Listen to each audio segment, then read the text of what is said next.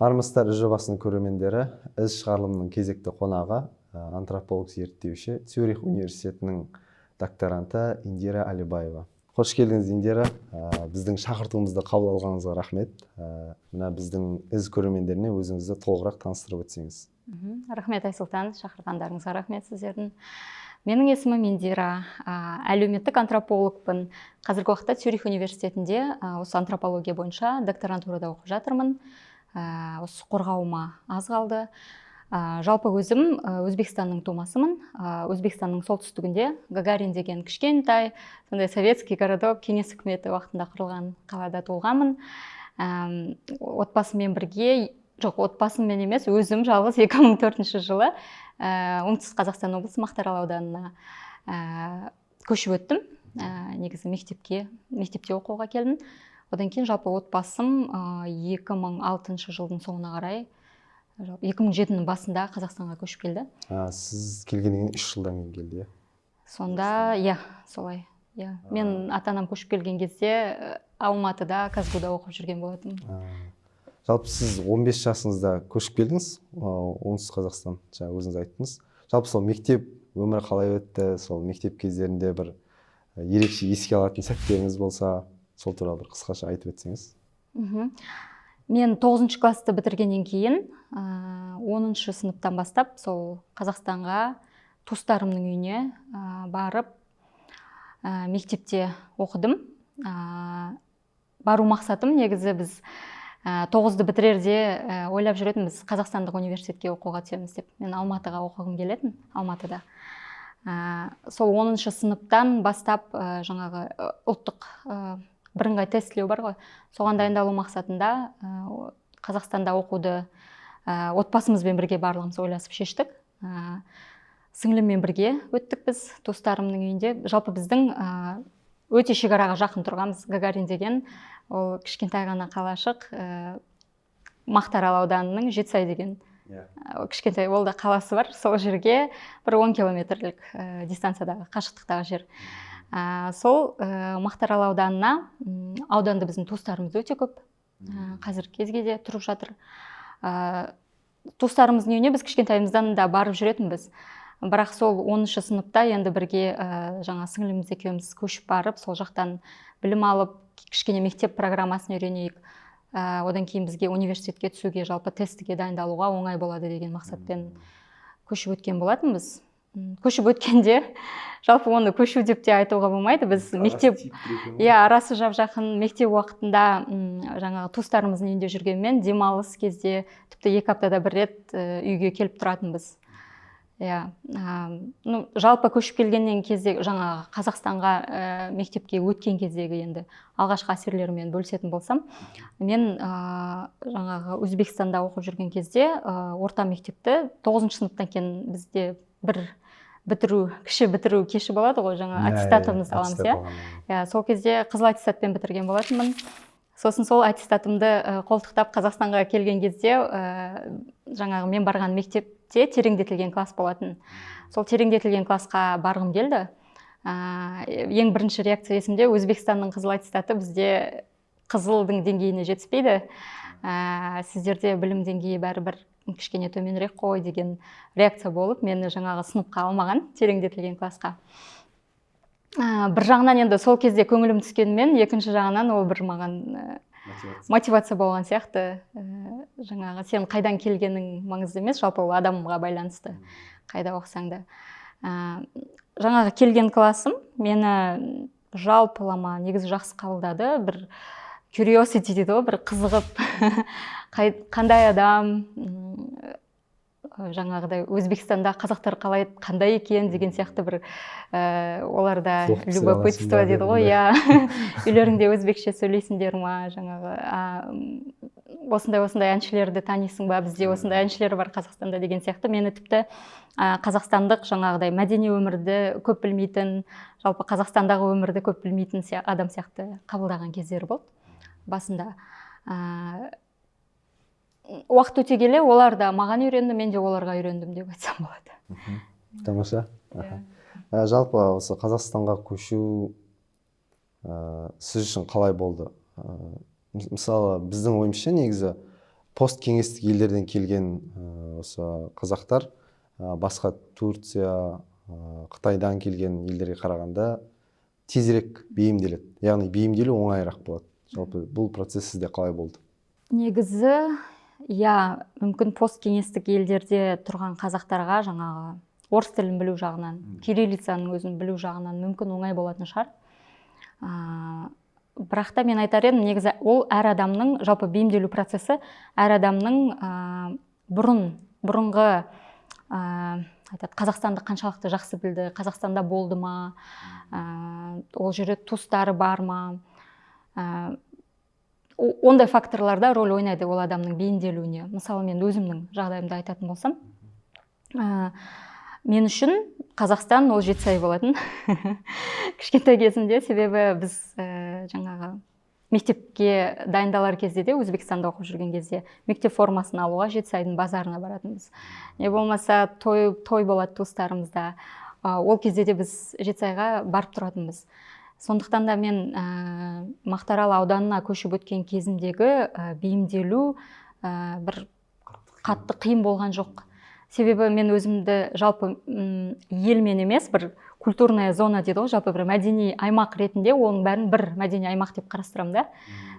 Біздегі жаңағыдай дәстүрлер болсын, адамдардың іс-әрекеттерімен, жаңа Мақтаарал ауданында тұратын адамдардың іс-әрекеттерімен бір-бірін түсінісу өте жақын болатын.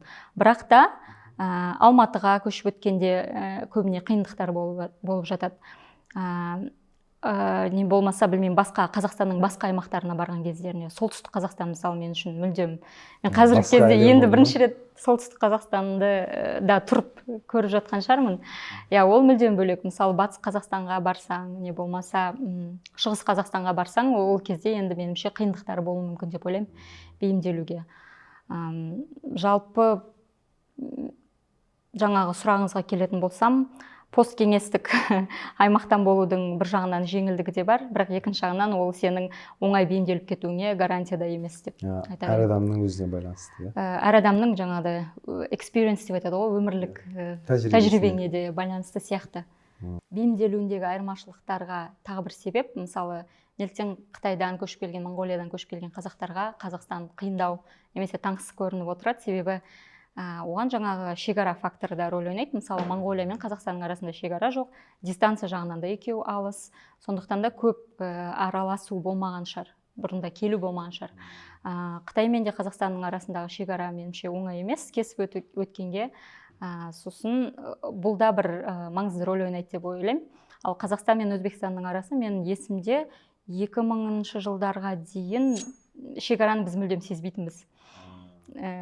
Бір келесі ауылға қыдырып барған сияқты жүре беретінбіз. 2000 жылдардан бастап қатал бола бастады, мынау Өзбекстан, мынау Қазақстан екен деген сезім туа бастады да.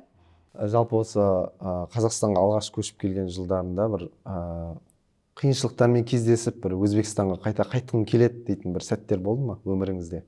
Немесе бір Қазақстан басқа қалаларына көшкен кезде ма? Сол жайлы бір бізге толығырақ айтып берсеңіз. Қиыншылықтар туралы ойласам, енді 9 класс 15 жасармын, 9 класты бітірген кезде.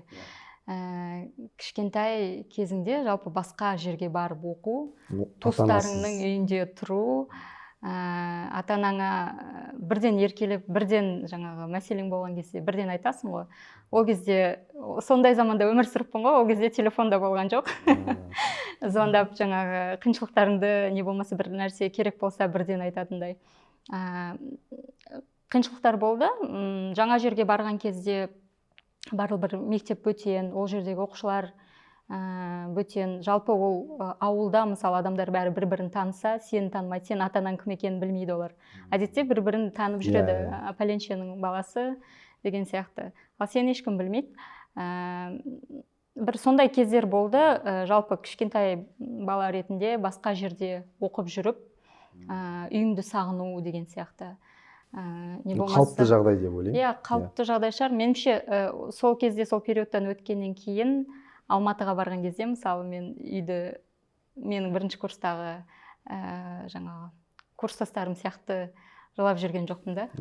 Сізде уже тәжірибе бар. Ол сол кезде өтіп кетті, бірақ жаңағы қайтып кеткім келді деген болмаған екен менде. Ой.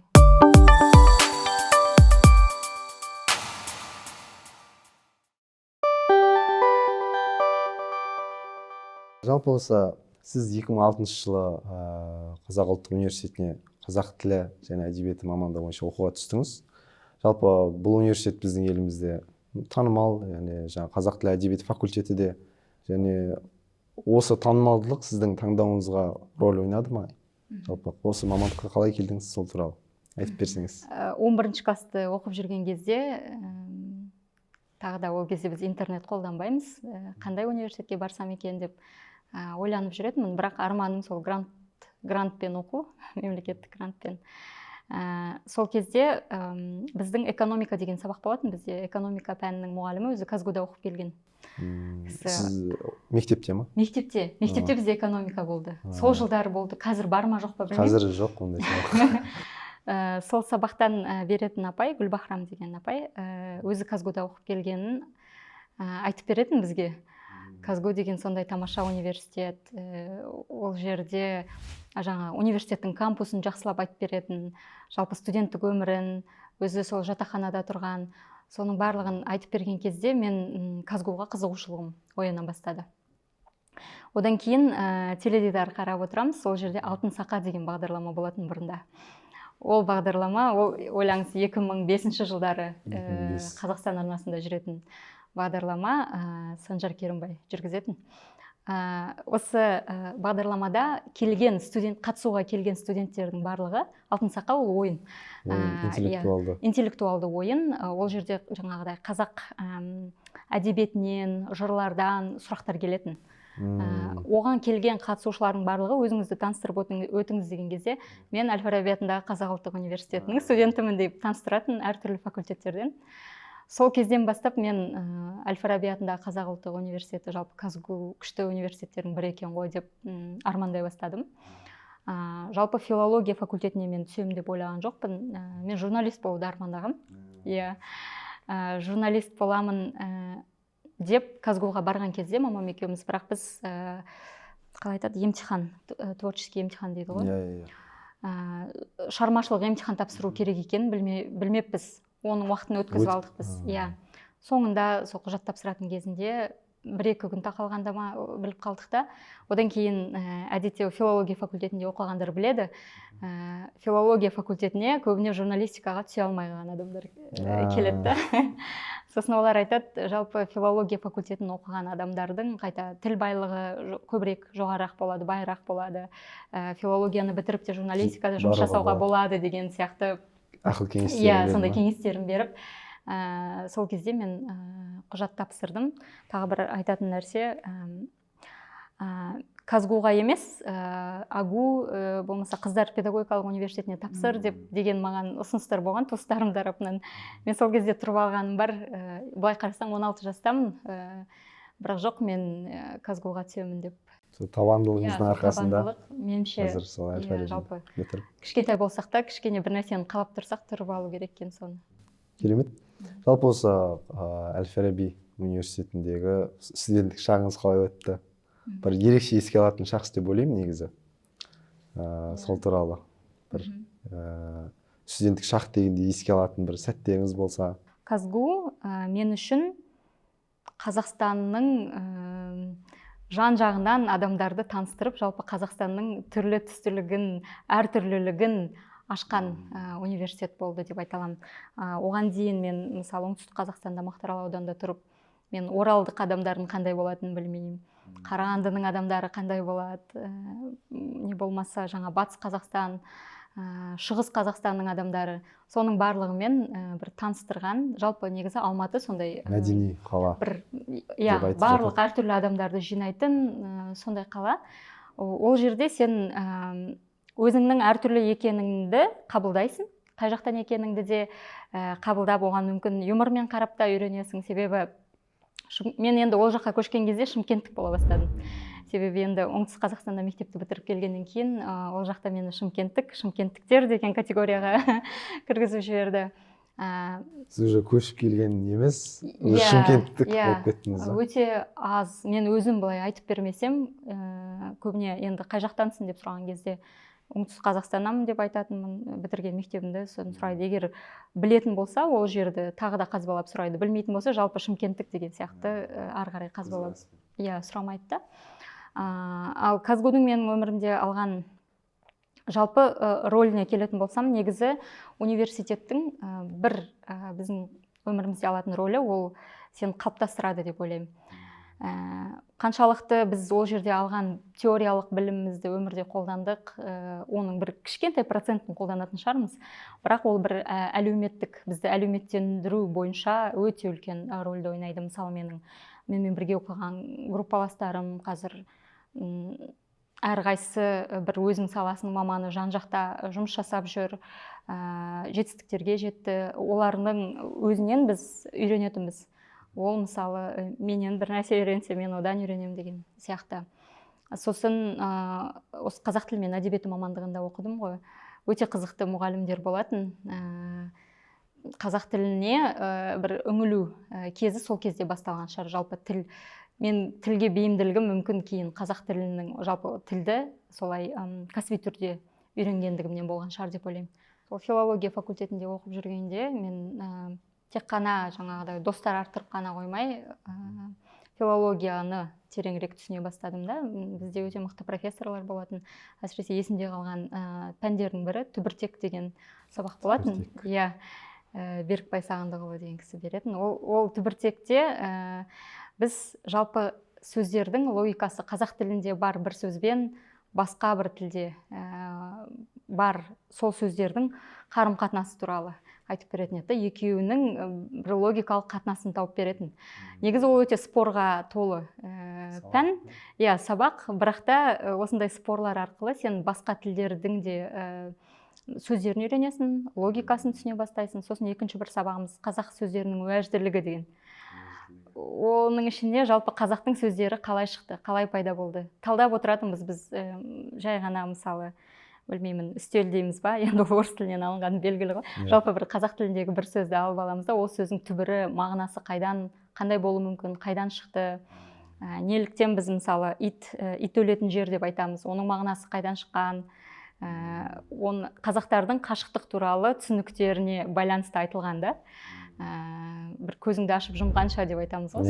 Тас пен көздің арасында. Тас пен көздің арасында. Сол сөздердің бәрін біз талқылайтынбыз, оның қайдан шыққан болуы мүмкін. Және көбіне ол көшпелі өмір салтымен байланысты болып шығады. Осындай қызықты сабақтарды алып, білімді, қазақ тілін туралы білімді байыттым деп ойлаймын сол кезде. Негізі қызықты сабақ екен, осы бір-екі мысалдың өзінде қызығып кеттім. Жалпы осы Қазақ ұлттық университеті 30 жылдан астам уақытта, осы тәуелсіздік алғаннан бері қандас студенттерді өзіне, қалай айтсам болады, көп тартады, қабылдайды. Жалпы осы университет кезінде қандас достарыңыз болды ма? Біздің топта Қытайдан келген 2 студент болды, Өзбекстаннан келген 2 студент. Сосын біздің топта емес, жалпы басқа бір курс жоғары бөлімдерде Моңғолиядан келген қазақтар болды. Мен негізі сол Казгуда жүрген кезімде алғаш рет өзімде басқа жақтан келген қазақтармен таныстым. Шыны керек, оңтүстік Қазақстанға Қытайдан қазақтар көшіп келмейді. Білмеймін, қазірдің өзінде бар ма, өте сирек, мүмкін Шымкент қаласының өзінде бар шығар, жаңа бизнес, басқа негізінен сол Алматы қаласына. Көбіне негізі Алматы облысында, осы Алматы қаласында ғой. Сол үшін, менде жаңа топтастарым болды. Біз топта негізі филология факультетіне көбіне қазақ тілді, ауылдардан шыққан балалар келіп түсетін, таза қазақша сөйлейтін. Өзімді мен мектеп кезінде негізі өлең жазатынмын. Ақынмын деп санап жүрсем, менің группаластарым болды Қытайдан, Алтайдан келген. Олардың ақындығының жанында менің ақындығым сөздік қорым өте аз екенін, не болмаса мен білмейтін сөздерді олар қолданатын мен көзім жетті. Және өте қызық болып көрінген маған басқа жақтың қазақтарымен де таныс болу. Көбіне бізде жатақханада тұратын жаңа Қытайдан келген балаларда. Олар енді Үрімшіге жиі барып тұратында, ксерокопия алып келіп, біз олардан барып не жасайтынбыз, ксерокс документтерімізді распечатка жасаған кезде. сондай өте жақсы тығыз қарым қатынаста болдық. Мен көп өзім үшін бір жаңа қазақтықтың түрі дейміз ғой, үйрендім олардан. Жалпы осы Қазақ ұлттық университетінің мәдениеттану магистрін бітіргеннен кейін сіз Еуропадағы Цюрих университетіне антропология мамандығы бойынша PhD докторант ретінде оқуға түстіңіз. Жалпы бұл мүмкіндікке сіз қалай қол жеткіздіңіз? Бұл мүмкіндікті қалай пайдаландыңыз? Сол енді Қазақстандағы туралы айтсақ, енді шетелдегі өзіңіздің тәжірибеңізге туралы айтып өтсеңіз. Жаңа филология факультетін бітіргеннен кейін мен мәдениеттану мамандығына сол Казгу-дің ішінде басқа факультетке магистратураға түстім. Сол магистратурада оқып жүрген кезде мәдениеттануда бізге швейцариялық профессор келіп, өзінің Монғолиядағы қазақтардың арасында жасаған зерттеуі туралы презентация жасады. Шетелде арнайы келіп. Ол негізі бір бағдарламамен меніңше шақыру болған. Жалпы ол профессорды ол уақытта біздің декан шақырған болу керек. Бізде мәдениеттану бар, мәдениеттанудың студенттеріне жаңа өзіңіздің зерттеуіңіз бойынша лекция, жаңағыдай бір реттік оқып берсеңіз деп. Ол кісі меніңше сол зерттеуімен Қазақстанда жүрген уақыты болу керек. Сол кезде ол Монғолияда осы жерде тұрдым. Ол жердегі қазақтардың өмірін жаңағы социалистік уақыттан Монғолия жаңағы нарықтық экономикаға өткен кезде, жаңа жекешелендіруге өткен кезде осы малшылар өзін шаруашылығын қалай жүргізеді. Сол туралы зерттеуім жүргіземін. Мына жерде мен тұрдым. Ол жақта осындай тенденциялар, трансформациялар бар деп айтып берді. Мен сол кезде тыңдап отырған кезінде мәдени антропология, осы әлеуметтік антропология деп айтады. Не деген қызық мамандық. Бізде енді культурологияда көбіне біз теориялық жағынан өттік та. Теорияға, кішкене философияға жақын болды. Бізде ондай қолданбалы зерттеулер болмайтын, бір жерге барып тұрып, ол адамдардың өмірін олай зерттеу әдісі маған бірінші кезекте негізі сол қызық болды антропологияның. Сосын ол кісі сол Цюрих университетінен. Ол уақытта бізде қазірде болу керек, университеттер жазғы обменге жібереді, жазғы мектепке жібереді. Оны Қазақстан төлейді, министрлік төлейтін болу керек. Как раз жазғы мектепке баруға біз шақыратын университет іздеп жүргенбіз. Әдетте біздегі мәдениеттанушылар баратын бағыттары Түркия және Оңтүстік Корея. Сол екеуіне баратын, Швейцария бағыты болған жоқ оған дейін. Сонымен қатты қызыққан болуым керек, профессордың несін, жаңағыдай, визиткасын сұрағам. Одан кейін ол кезде енді ағылшыным өте бір тамаша емес. Бірақ та профессорға хат жазғаным есімде. Бізде осындай мүмкіндік бар, университетіміз қаржыландырады, жібереді бізді. Осындай жазғы мектепке барғымыз келеді, сіздердің университет солай ұйымдастыра ма деп. Одан кейін ол кісіге де қызық болды, біздің студенттермен танысу, жалпы бізде қандай зерттеулермен айналысады екен. Жалпы оның өзінде де студенттері бар, антропологтар. Олар біз Қазақстан туралы зерттеу жүргізеді. Студенттердің арасында сондай бір exchange дейді ғой, араласу болсын, бір-бірінен үйренсін деп. Олар жазғы мектепті ұйымдастыруға қуана келісті. Сіздің хатыңыздан. Негізі солай бастап алған. Кейін айтамыз ғой, негізі кейде бір ғана қадам керек болып жетіспей тұрады. Мүмкін егер жазбаған кезде осының бәрі болмас еді. Солай университетке түсуім туралы сұрадыңыз ғой. Осылай хат жазып, сосын біз 9 магистрант группамызбен жазғы мектепке барғанбыз. Бәріңіз 9. Тауларында, жалпы жаңа ретрит деп айтады, сондай формада ұйымдастырды. Ол жақтың студенттерімен таныстық. Ол жерде біз барып өзіміздің магистрлік диссертациямыз кім не туралы жазады таныстырдық. Әркім өзінің зерттеуімен таныстырып, олар сұрақтарын қойып, сосын олардың зерттеу әдістері туралы бізге лекция, воркшоп дейді ғой, оқыды. Кейін осылай қарым-қатынасты жалпы ұстап қалдық. Одан кейін профессорым бір күні осындай Макс Планк институты Германиядағы және Цюрих университетінің бірлескен орталық бар, КАСКА деп аталады, Center for Anthropological Studies on Central Asia. Орталық Азияны антропологиялық зерттеу орталығы.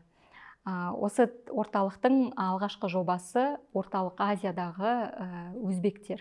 Орталық Азиядағы өзбектер бойынша үлкен жоба болайын деп жатыр. Әдетте докторантураға түсудің 2 жолы бар. Біреуі жаңағыдай дайын жоба болады, соған олар докторант іздейді. осыған тапсырасың ба, әлде таныстарыңа айтсаң болады деп circulation дейді ғой, жалпы осыны таратсаң екен деген хатты жіберді маған. Сосын басында мен ол хатты алдым да өзімнің таныстарым барлығына тараттым. Кейін өкінген жоқсыз ба? Ол кезде мен ол оқуға тапсыру ойы келген кезде Болгарияда сол обмен дейді ғой, exchange-пен бір семестрге София университетінде академиялық ұтқырлық деген бағдарлама болатын. Қазір бар ма жоқ па білмеймін. Сол бағдарламамен оқып жүрген едік. Магистратураның 2-ші курсындамын. Сосын сол хатты мен таныстарыма жібердім да, бірақ есімде сол София қаласында түнде ойланып отырып, неге мен өзім тапсырып көрмеймін? Біріншіден тақырып өзбектердің этникалық идентификациясы. Және ол жердегі тек Өзбекстанда тұратын өзбектер емес, Өзбекстаннан тыс Қазақстанда, Қырғызстан, Тәжікстан және Ауғанстанда тұратын өзбектердің этникалық идентификациясы, оларда ұлттық мемлекет болып дамый бастағаннан кейін қандай қазір мәселелер бар, жаңағы қарым-қатынаста қандай идентификация бірінші орында тұрады. Сол туралы зерттеу екен. Түнде отырып ой келді да, мен өзім тапсырып көремін деп профессорға тағы да хат жазғаным бар, мен өзім тапсырсам болады ма деп. Ол айтады, әрине барлық адам тапсыра алады оған. Сол, одан кейін эссе жазу керек болды. Ең алғаш эссе дегенде мотивацияңды жалпы пропозал түрінде жазасың, нені зерттегің келеді. Осы жерде де негізі менің өзімнің бэкграунд деп айтады ғой. Жалпы өзімнің жеке тарихым да рөл ойнады деп ойлаймын, себебі сен контекстті жақсырақ түсінесің, немесе сұрақтар қойған кезінде де мүмкін сен басқаша қоясың. Сіз ол жол жүріп өткенсіз. Енді мен нақты тәжірибеңіз бар. Мен өзбектер туралы зерттеу жүргізетін болдым ғой. Бірақ Қазақстанда тұратын өзбектер. Ал мен өзім қазақ ретінде Өзбекстанда тұрдым. Осы екі контекстіні салыстырып көргім келді. Сонымен маған қызық болғандықтан, меніңше ол эсседе менің жаңағы не дейді, энтузиазм дейді ғой, көрініп тұрған сияқты. Сосын интервьюға шақырылдым, және солай ары қарай жалғастырып, осы антропологиядағы оқуымды бастадым 2013 жылы Цюрих университетінде. Жалпы осы PhD докторант ретінде Швейцарияда және Еуропада өткізген уақытыңызды еске түсіргенде қандай сәттер есіңізге түседі?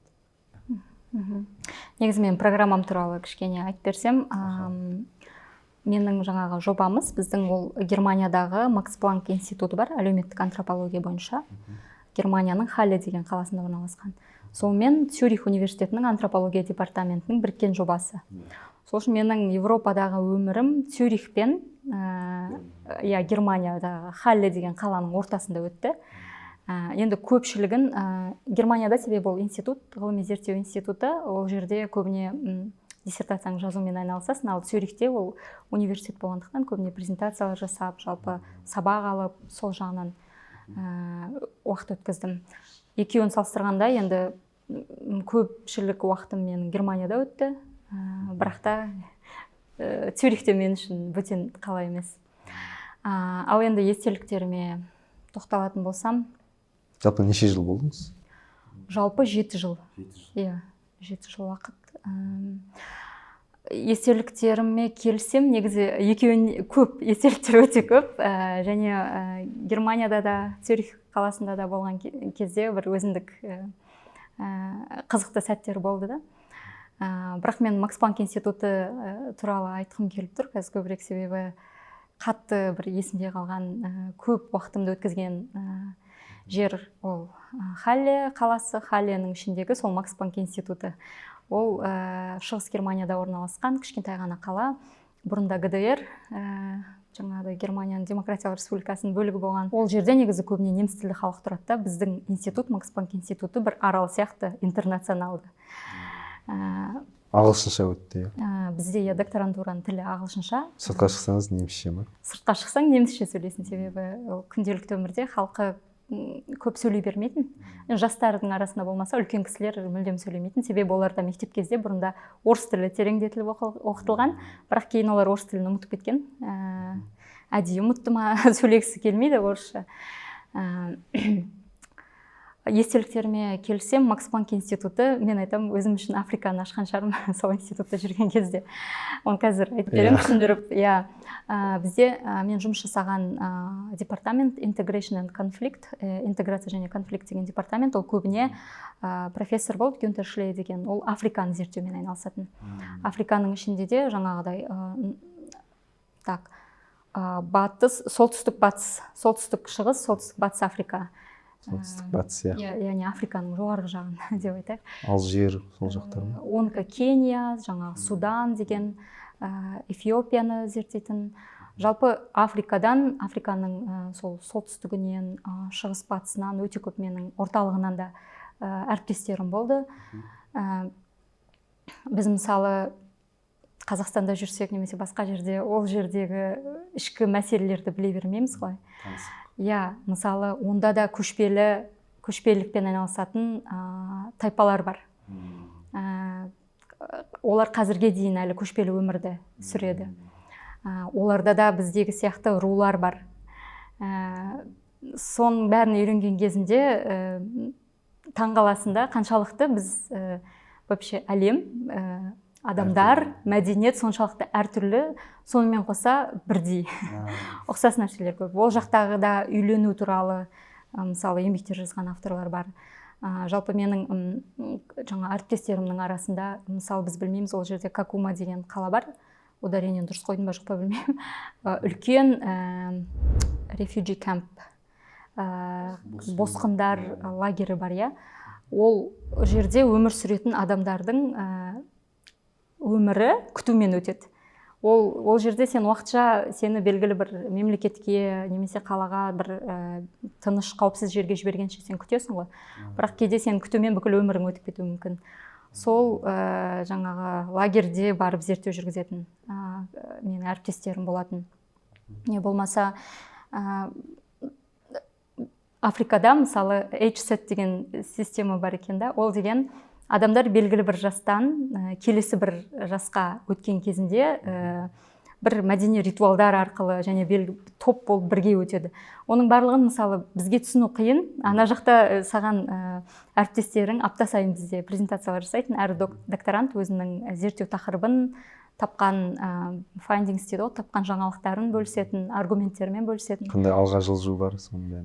Кімде алға жылжу, кімде қандай проблемалар бар. Ол жерде де национализм мәселесі, Эфиопиядағы мысалы ұлт құру саясаты мен кеңес үкіметінің ұлт құру саясаты негізі қатты бір-біріне ұқсайтын. Тіпті қазір кезде Қазақстанның өзінде де кейбір элементтерді алған ғой, кеңес үкіметіндегі ұлт құру саясатынан.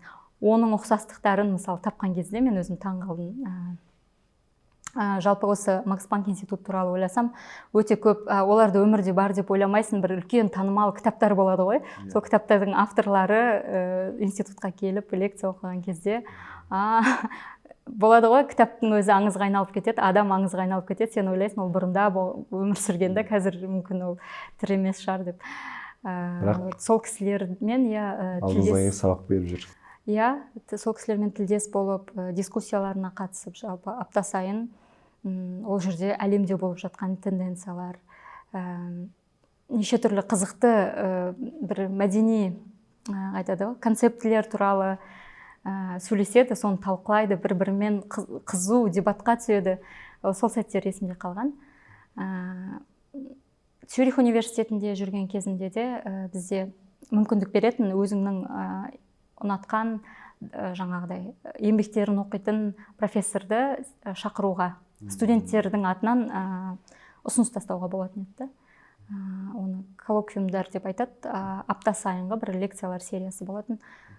Сол жерде мысалы мен есімде қалған момент, Томас Эриксон деген антрополог бар, норвегиялық. Ол басқа үшін авторитет емес, таныс емес болуы мүмкін, басқа саланың адамдары үшін.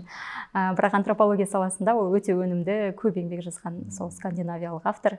Оның еңбегін мен Қазақстанда өзім мәдениеттануда оқып жүрген кезінде орысша аудармасын оқыған кітабын.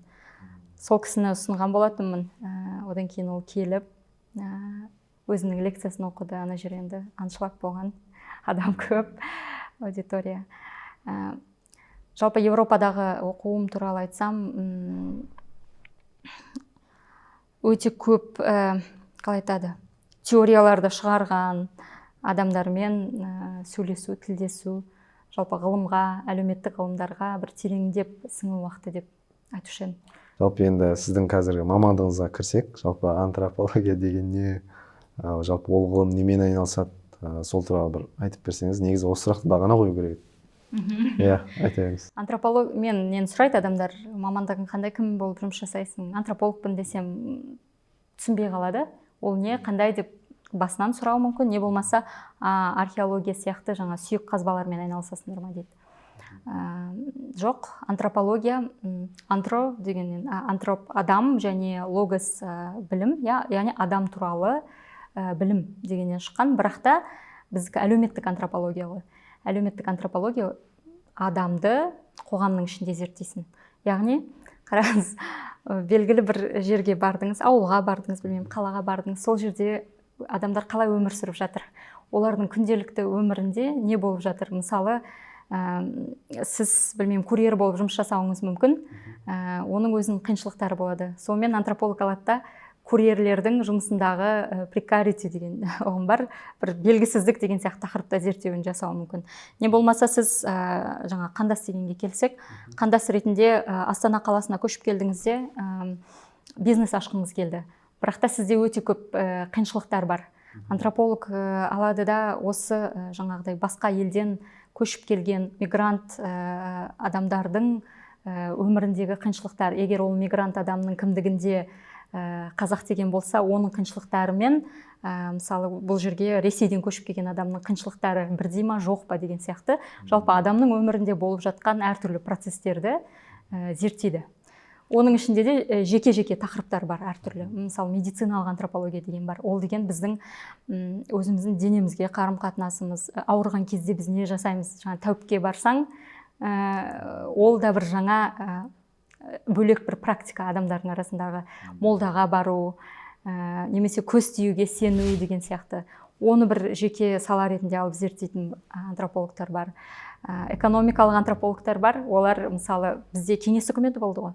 Ол жерде социализм, мемлекет барлығын жоспарлады, пландап, адамдар тек жұмысына барып, келіп, солай мемлекет үшін жаңағы жалпы бір не дейді, сол коммунистік, социалистік жүйе үшін жұмыс жасаса, одан кейін ол жүйе тарады 91 жылдан бастап. Біз енді нарықтық экономикаға көштік.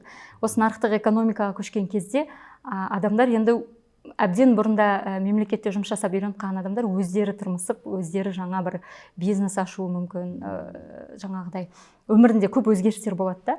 Осында социализмнен капиталистік нарықтық экономикаға өткен кезде адам өмірінде қандай өзгерістер болды, ол туралы зерттейді. Және мысалы кейбір антропология жалпы ол бір жағынан адамдардың әртүрлілігін зерттейтін ғылым, екінші жағынан әлемнің әртүрлі жерлерінде бір-біріне ұқсас контекстілер бар екен зерттейді. Мысалы үшін неліктен Маврики деген арал бар, ол жерде өте көп ұлтты арал. Сол көп этносты жерде адамдар бір-бірінен жаңа конфликттен қашып өмір сүріп жатыр. Қалайша олар жаңағы не дейді, бейбіт өмір сүріп жатыр, оның қандай бір құпиясы бар, оны зерттейтін бар. Дәл сол сияқты басқа бір контекстті алып алады да бір-бірімен салыстырады. Менің профессорымның Африкадағы Фулбе деген тайпамен біздегі өзбектерді салыстырып жазған еңбегі бар.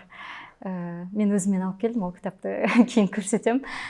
Жалпы сол бұл жерде ол екеуін тікелей салыстырып тұрған жоқ, екеуінің контекстін салыстырып тұр. Фулбенің олар да мұсылман, біздегі өзбектер де өздері мұсылман деп анықтайды. Және ол Фулбе тайпасында да олар бір жерде азшылық болып қалды. Мұнда да өзбектердің ситуациясында олар да азшылық болып тұр ұлттық мемлекетте. Және сол сияқты біраз салыстыра алатын критерийлерді алады да, біз мүмкін бір-бірімізден не үйрене аламыз, жаңағыдай бейбіт өмір сүру үшін не үйрене аламыз деген сияқты. Жалпы антропология ол адамның ойына келмейтін тақырыптарды да зерттеумен де айналысатын. Мен үшін жаңалық болды, айтқаныңыз бұған дейін. Былай қарағанда адамдарға тыныштық бермейтін ғылым. Мен білетінім, мектеп кезінде өткеніміз, адамның бет әлпетін зерттейтін ғылым дейтін болды. Ол физикалық антропологияға жатады негізі. Сіз қазір қандай зерттеулермен айналысып жатырсыз? Менің зерттеуім докторлық диссертациямды қазір қорғауға дайындалып жатырмын дедім ғой. Қазақстанның оңтүстігінде тұратын жергілікті өзбек этникалық тобының идентификация процестері. Мен ол жерге 2014 жылы келгенмін. Бір жыл мен жаңағыдай өзбек этникалық тобы тұратын ауылда бір жыл өмір сүрдім. Жаңа сол жердегі отбасымен бірге. Оңтүстік Қазақстанда, иә.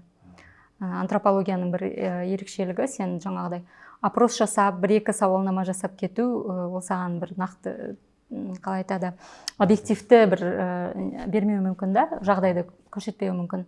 Бірақ өміріне қатысқан кезінде, жаңа адамдардың күнделікті тұрмыс тіршілігіне араласқан кезде ғана сен көбірек олардың жағдайын түсіне бастайсың, иә. Сол оңтүстік Қазақстанда жаңағыдай бір жыл өмір сүріп, сол жерге жаңағы field site деп айтады бізде антропологияда, жалпы зерттейтін аймағым деп келген кезімде, ол жерде жергілікті өзбектермен бөлек Ташкент облысынан көшіп келген, Өзбекстаннан көшіп келген қазақтар тұрып жатқанын көрдім. Онымен қоса жергілікті қазақтар тұрып жатыр екен. Бір қызығы, біз мысалы қандас деп айтамыз, барлығымыз бір қазақтар деп айтамыз. Бірақ анау контекстіде жергілікті өзбектер мен жергілікті қазақтардың бір-біріне жақындығы көбірек сияқты да, әйтеуір айтқан кезде, бір-бірі туралы айтқан кезде, жаңағы өзіміздің өзбектер жақсырақ түсінеміз, ал мына оралмандарды біз жаңағыдай түсінбейміз, не болмаса олар мына нәрсені басқаша жасайды, біртүрлі деген сияқты ойлар айтылып жатты. Маған сол қызық болды. Жалпы біз этникалық бірлік, этникалық кімдік деп айтамыз. Бір жағынан қарасаң, ол бір этникалық топтың бүкіл мүшелері сол этникалық топтың бірдей болады деп ойлаймыз. Бірақ ана контекстіде ол ондай емес екен, түсіндік та. Ол жерде жаңағы Ташкент облысынан көшіп келген қазақтарда көбірек бейімделу, сіңіп кету жағынан қиыншылықтар бар екен көрдім. Ал жаңа жергілікті өзбектер ол жердің өмір салтын біледі, қалай жаңағы олар сол жерде туып өскен. Сол ауданда туып бүкіл балалық шақтар өткен, жаңағы ата-анасының, ата-бабаларына қойылған мазараттары сол жерде жатыр деген сияқты. Ол жер олардың бір таныс аймағы да. Мен осы контекстте, біріншіден мен өзім үшін күтпеген жағдай болды. Мен ол жерге барып жергілікті этникалық өзбектерді зерттеуге барам деп, ана жерден Өзбекстаннан көшіп келген қазақтардың көрген кезімде, және адамдардың бір-бірі туралы айтқан кездегі идентификация процестеріне, негізі идентификация процесін бақылау арқылы көресің. Ол адамдардың әңгімелері арқылы байқайсың да. Мен үшін сондай жаңалық болды. Бір этникалық топтың өкілі болу барлық уақытта сені бірдей ете бермейді, жақындастыра бермейді екен өзіңнің этникалық тобыңмен. Диссертациямның тақырыбы сол. Бұл жалпы орталық Азиядағы негізі этникалық топтарды зерттеу үрдісі 91 жылғы тәуелсіздік алғаннан кейін басталған. Қырғызстанда жаңағы Сартқалмақ деген осындай бір этникалық топ бар. Олар туралы зерттеу жазатын ғалымдар бар. Бізде Қазақстандағы менің өзімнің әріптестерім арасында Қазақстандағы немістерді зерттеген ғалымдар бар. Қазақстанда тұратын дунгандарды зерттеген. Жалпы бұл антропологияның бір басқа жерде меншинство дейді, minority болып тұратын халықты зерттеу, minority studies дейді ғой, соның бір бөлігі болып есептеледі. Индира, сіз Күлтөбе подкастының эпизодтарын жүргіздіңіз, және өз сол эпизодтарыңыз ішінде identity, яғни кімдік терминіне қызығушылық білдіріп зерттеулер жасадыңыз. Жалпы осы кімдік, жалпы осындай тақырыптар төңірегінде қандай тұжырымға келдіңіз? Негізі, рахмет, Күлтөбе осы подкастының ішінде мен identity, мен қазір кімдік деген терминді қолданып жүрмін. Кімдік немесе этникалық идентификация туралы эпизодтарды бастауыма себеп көп. Оның бірі өзімнің зерттеу тақырыбым. Бұл салада өте көп еңбектер жазылған, идентификация процестерін теорияға енгізген ғалымдар көп. Бірақ та Қазақстанға келіп біздің медиаға қараған кезімде бізде біріншіден қазақ тілінде талқылаулар өте жаңа эмоционалды түрде өтеді да көбіне жаңағы қазақтар және басқалар деген сияқты. Жалпы ұлт ұғымын біз қалай түсінеміз, оған қатысты жалпы ұлт деген терминнің өзіне де талқылаулардың жоқ екендігін, осы ұлт, этникалық кімдік тақырыбын кішкене әртүрлі өмірлік кейстарды беріп отырып, жаңағы эмоциямызды қоспай талқылағым келді. Осы мақсатта мен норвежский, қалай айтады, Norwegian Helsinki Fund деген бар, оларға өзімнің ойымды ұсынып көрдім. Олардың жаңағыдай minority, жалпы азшылықтар туралы қолдау бағыты бар. Жаңағы осы біздегі эмоционалды тақырыпты көбірек эксперттермен және осы тақырыптың айналасында өзін тәжірибелі практикалық жобаларды жасап жүрген адамдармен сөйлесіп, мүмкін бір басқаша көзқарас ұсына алатын шығармыз деген оймен ашқан болатынмын, ұсынған болатынмын.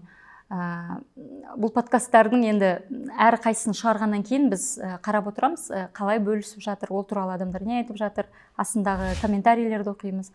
Біріншісін біз мен жалпы біз қазақ деген осындай болу керек деген сияқты адамдардың арасында талқылау өте көп та, бірақ та әр жақтың, жан жақтың қазақтармен сөйлескен кезде олар үшін қазақтығы әртүрлі екен, немесе шетелге барғанда оның қазақтығы басқаша қабылданатын туралы талқылаулар көрмейміз. Осы тақырыпты талқылаудан бастадық. Мысалы, арасында кішкене түсініспеушілік бар екенін, және бәрібірде біз қазақтық туралы сөйлескен кезінде эмоциядан әлде арыла алмай жатқанымызды түсіндім да, осы подкасттар келген бір ойым. Және өзімізге бір критикалық қарауға кішкене дайын емес сияқтымыз.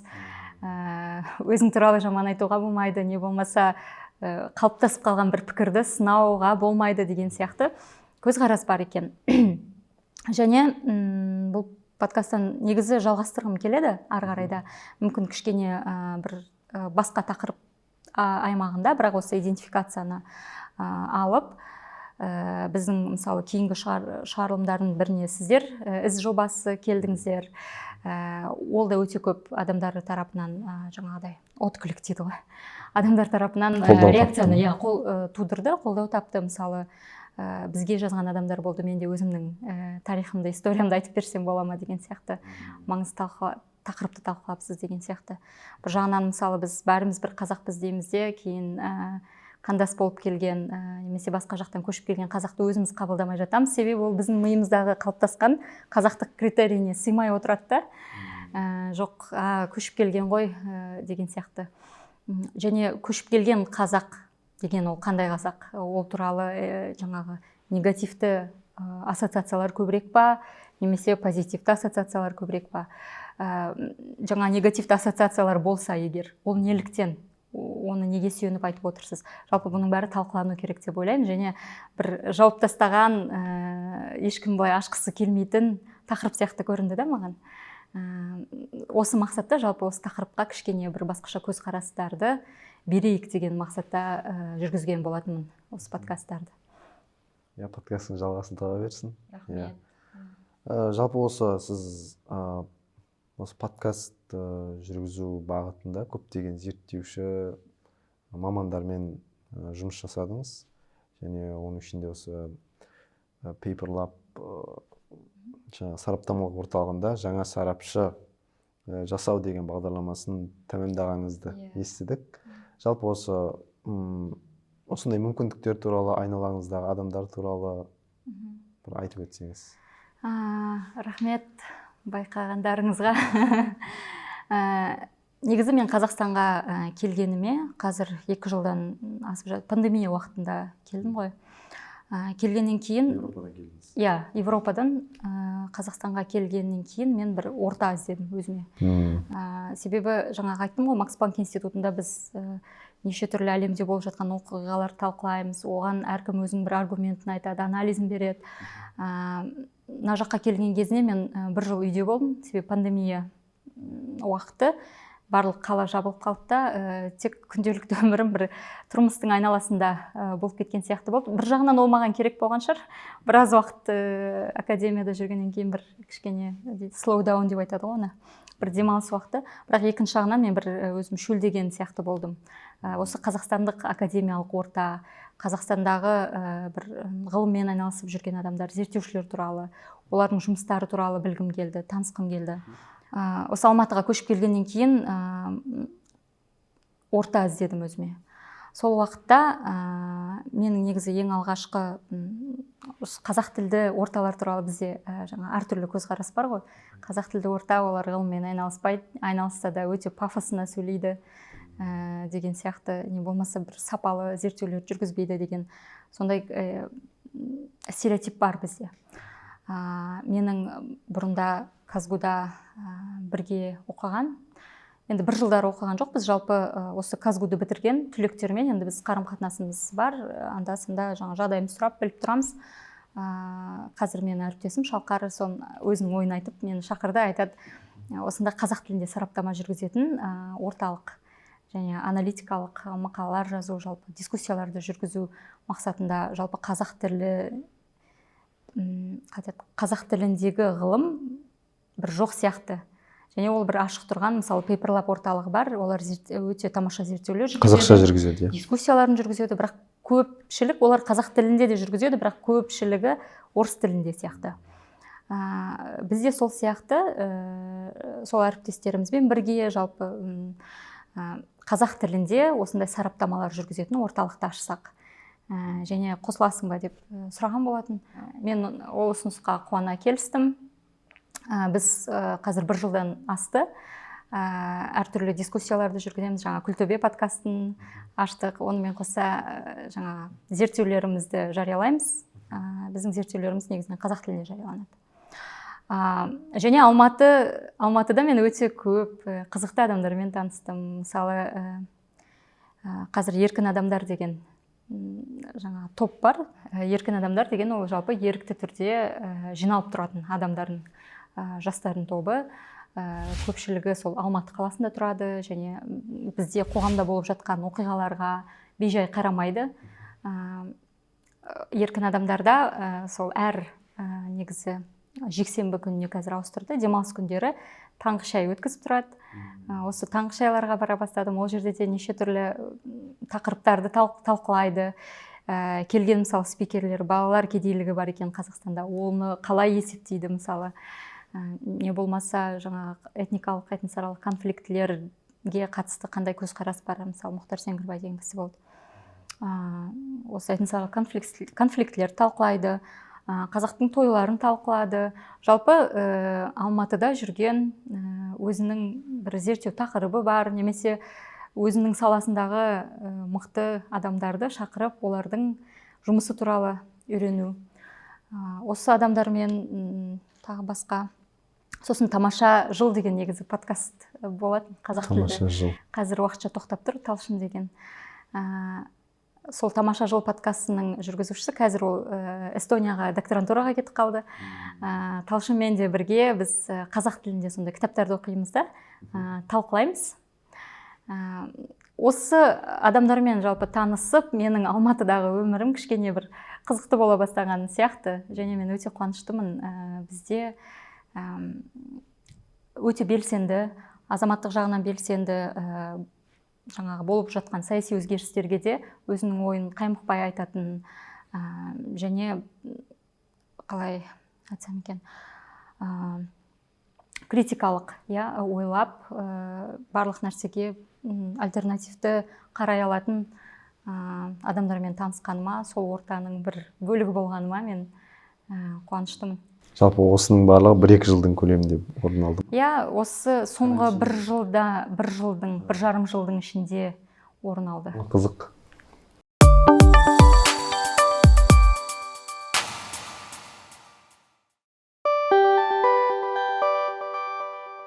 Маған бір қызық болып тұрған сұрақ. Сіз егерде Өзбекстаннан көшпегенде қазіргі өміріңізді қалай елестетер едіңіз? Осы жасап жүрген жұмыстарыңыз, зерттеулеріңізді бәрібір жасар ма едіңіз? Ол менің өзіме де қызық. Негізі көшпеген кезімізде мен не істеуші едім. Жалпы енді Өзбекстандағы оқу жүйесі туралы кішкене айтсам, ол Өзбекстанда жаңағы 11-ші сыныпты бітіргеннен кейін университетке түсу кезінде жалпы емтиханды тапсырады. Біздікінде ұлттық бірыңғай тест жоқ. Өзің түскің келген университетіне барып тапсырасың. Ол кезде сондай болатын, қазір енді өзгерістер болмаса. Және біздегі сияқты Қазақстандағыдай гранттар көп емес, гранттар жоқ десе де болады. Сондықтан да мен білмеймін, егер ол жақта қалған кезімізде мен қай университетке, қандай мамандыққа түсуші едім. Себебі мен қазақ тілі мен әдебиетіне түстім ғой, енді Өзбекстанның университетінде ол мамандықты мен қай жерде оқушы едім, ол да маған сұрақ. Бірақ бір білетін, айтқым келетін нәрсе ол, мен егер ол жақта өскен кезімде де, кішкентай кезімнен жалпы шетелдік университетте оқуды армандаушы едім. Мүмкін, білмеймін. Осыған, енді мен гуманитариймін, ол нақты. Бір техникалық басқа салаға бармайтын шығармын. Маған тілдер қызық болған барлық уақытта. Тіл үйренгенді жақсы көремін кішкентайымнан. Меніңше мүмкін филология саласына бәрібір барушы едім да, тағы да бір шетелдік университетке оқуға түсуші едім. Бірақ енді антропологияны білер едім. Жаңағыда антропология туралы танысуым менің Казгуда орын алды ғой. Ол мен үшін де жұмбақ. Сол үшін меніңше бәрібір Қазақстанға көшіп өткенім, менің дәл қазіргі өмір жолымды жасаған сол көшіп өтуім. Жақсы, рахмет. Осы көші-қон тәжірибесінен басқа қандай бір факторлар сіздің тұлға ретінде қалыптасуыңызға маңызды болды деп есептейсіз? Негізі көші-қон туралы сұрақ мен үшін, ол менің бір өмірімнің бөлігі сияқты, көшіп қону. Себебі егер мен өмірімді кезеңдерге бөліп қарасақ, жаңағы алғашқы 10 жылдығым Өзбекстанда, кейінгі 10 жылдығым Алматыда, жалпы 15 жасыма дейін Өзбекстанда оқыдым ғой. 2 жыл оңтүстік Қазақстанда. Одан кейін, 2 жыл оңтүстік Қазақстанда, одан кейін мен 7 жыл Алматыда тұрдым, Алматыдан кейін тағы да 7 жыл Европада тұрдым.